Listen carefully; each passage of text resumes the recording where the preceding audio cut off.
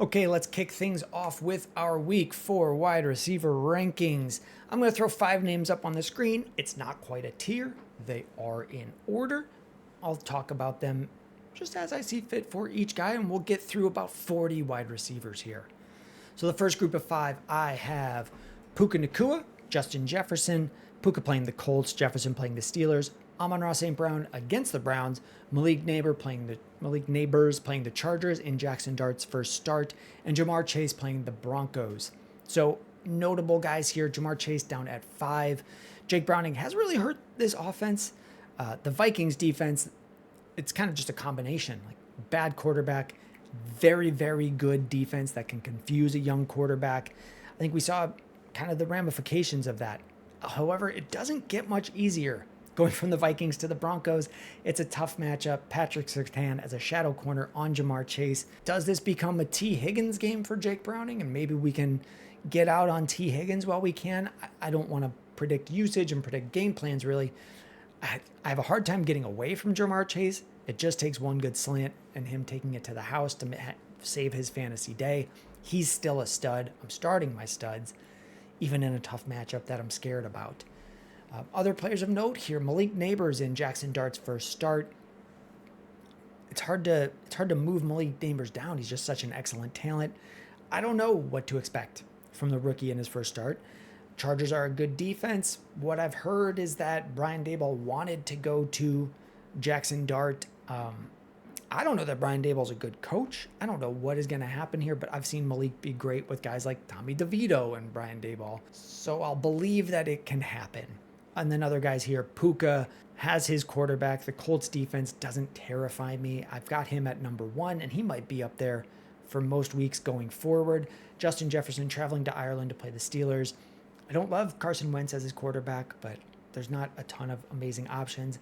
Amon-Ra St. Brown would be ahead of Justin Jefferson if it wasn't the Cleveland Browns, who have a very good defense. Next 5 wide receivers, I've got Nico at 6, JSN at 7, Drake London at 8, Brian Thomas Jr. at 9 against the 49ers, and Davante Adams playing the Colts. We've got the matchups on the screen here. I won't read all of them out. Players of note here, Nico Collins, slow start through the first 2 weeks. He's still getting a ton of targets, though. The Texans' O-line has been holding back this offense a little bit. He's an elite talent. The offense is flowing through him. It's 8, 9, 10, 11 targets to Nico Collins each week.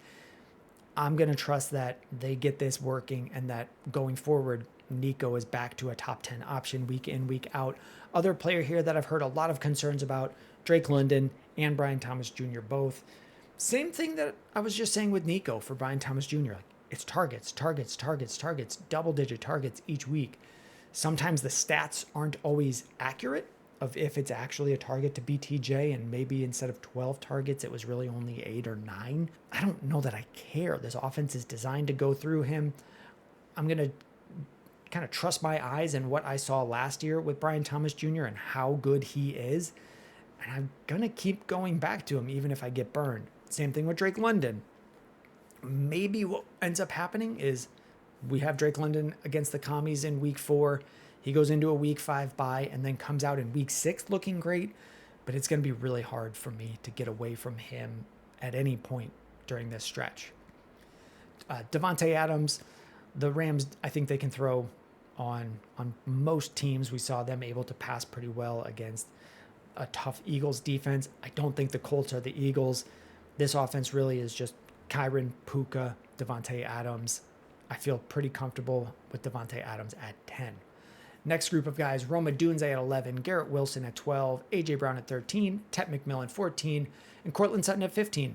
We'll start with Courtland Sutton playing the Bengals on Monday night in Denver. With this Bengals defense, I just want to see them stop anyone consistently. They stopped the Browns. I don't know that counts. Bo Nixon and Courtland Sutton, I think can push the ball downfield against this Bengals offense. I like Courtland at 15. Tedoroa McMillan has impressed me with his skill set, how often he's getting open, and how often they're going right to him as a rookie. I like him against the Patriots this week. A.J. Brown playing the Bucks. What I saw with the Eagles last week was the run game did get kind of stopped up, and they had to get out of their game plan of just let's give it to Saquon and have him win the game.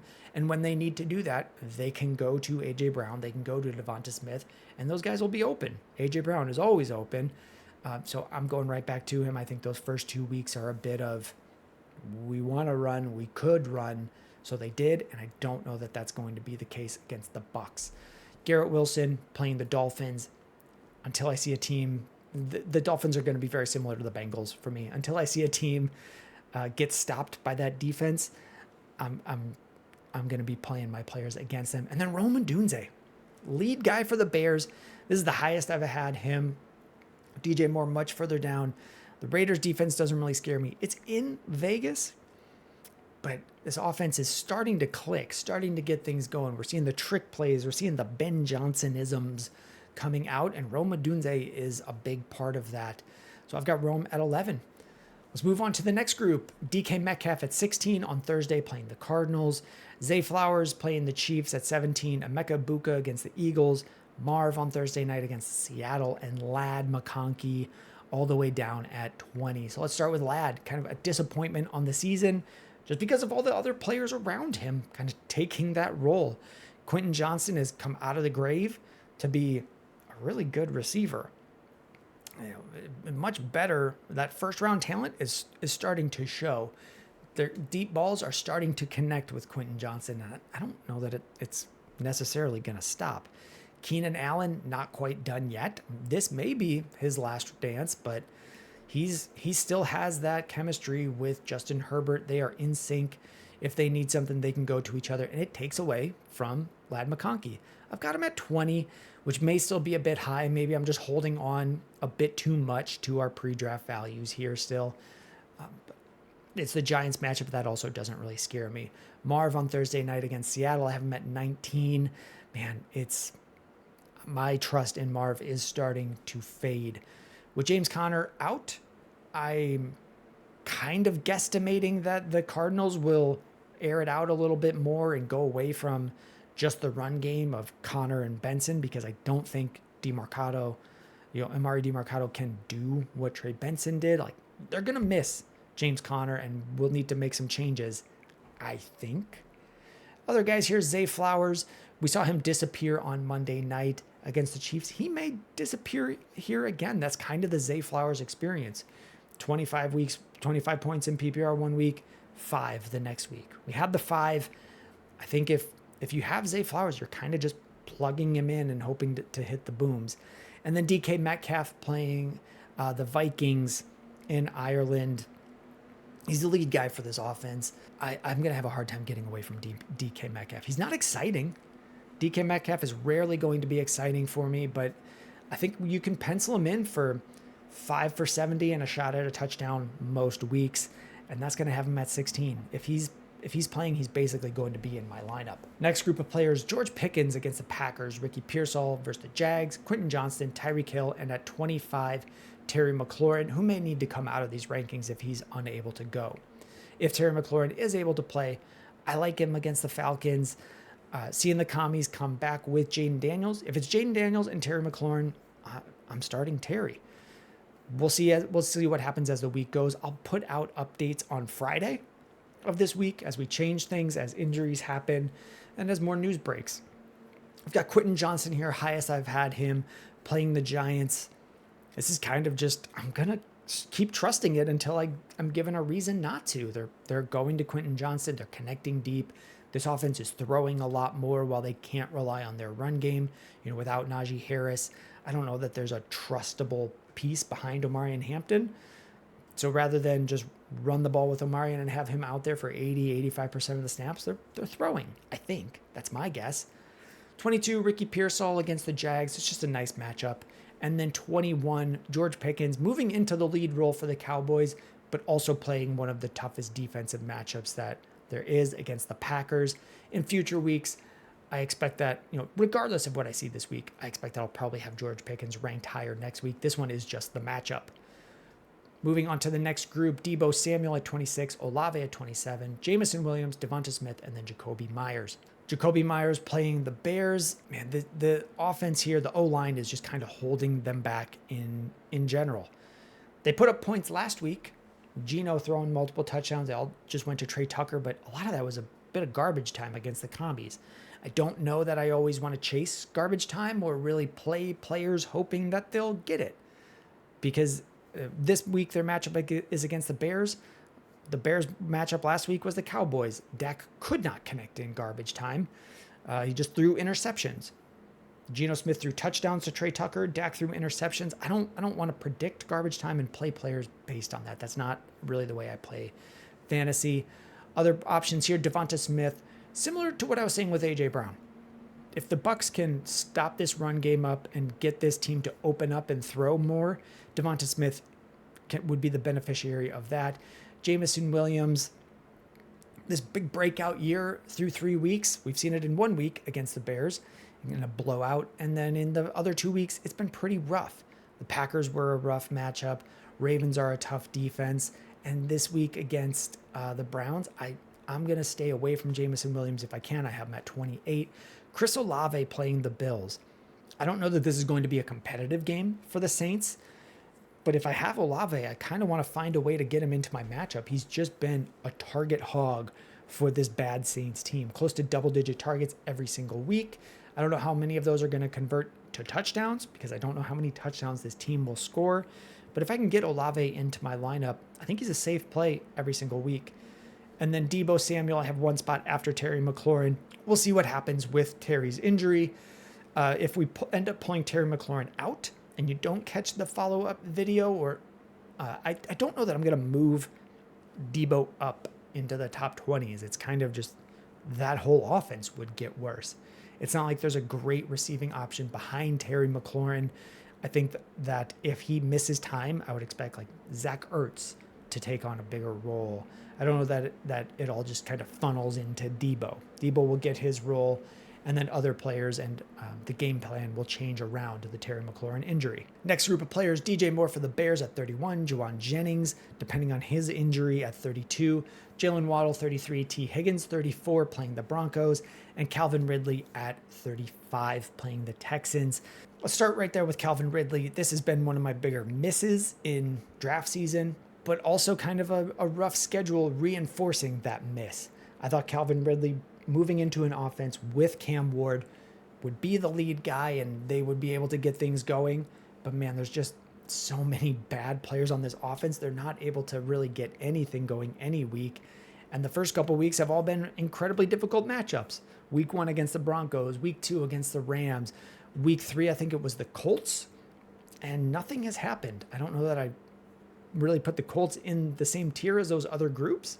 Maybe with their new defensive coordinator, we're just a little bit slow to coming on to a Colts defense that could be good. But with this week playing the Texans, I don't know that it's really getting that much easier for Calvin Ridley. Those 4 tough defensive matchups, depending on what the Colts are. So Calvin Ridley, I've got at 35, and it's just been kind of a miss for me on the draft season. T. Higgins at 34.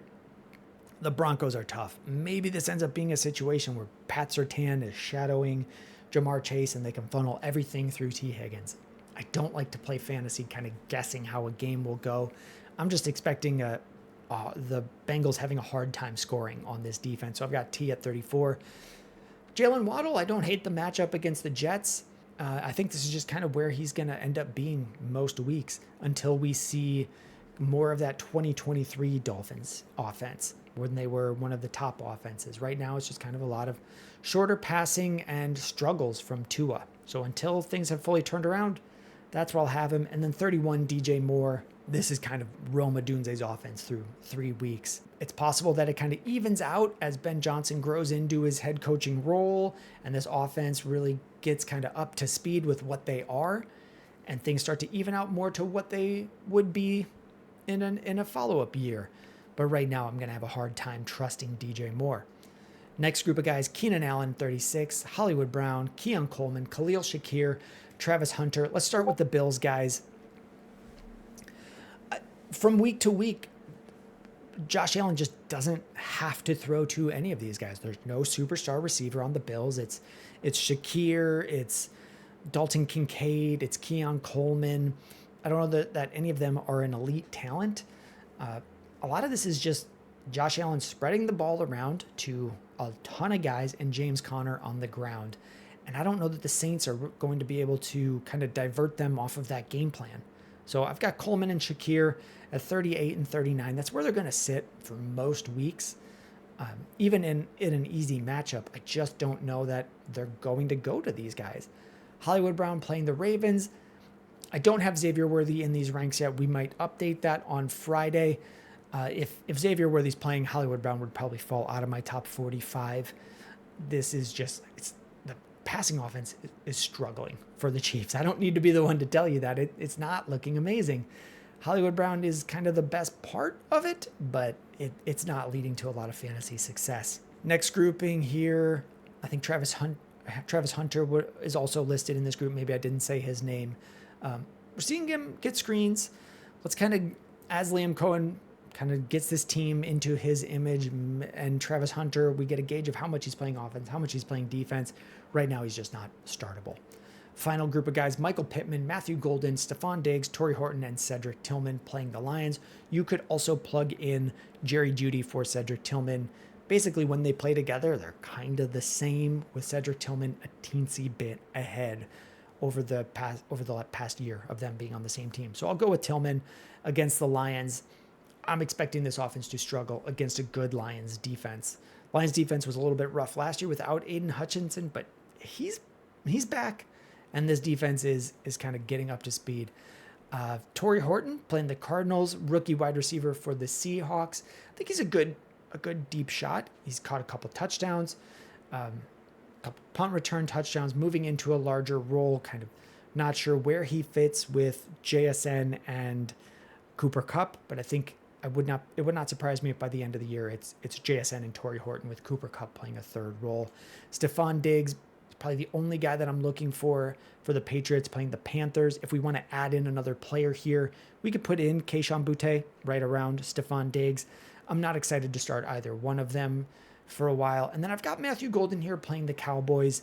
I think teams can throw on the Cowboys. I think the Packers got a little bit embarrassed against the Browns. If they come out with a new game plan with Dontavian Wicks, Romeo Doubs, and Matthew Golden possibly changing up their roles, and Golden moving into a larger role, I'm not jumping on board totally to say that I would start Matthew Golden here, but it wouldn't surprise me if this was the week that it starts hitting. Their first round pick starts to kind of move into more of a lead role. And then 41, Michael Pittman playing the Rams. This is just the defensive matchup. This is a very good Rams defense, and if there's a team that can stop Daniel Jones, I would put the Rams ahead of the Broncos, who Daniel Jones scored on. So those are my top 45 receivers as of right now. I'll release a full rankings update where I'll probably put all my changes across all different positions on Friday as injury news breaks and so on. But so right now we'll have links on the screen for a different position. If this helped you, hit the like. If you want to see more of this, hit the subscribe. Thank you very much.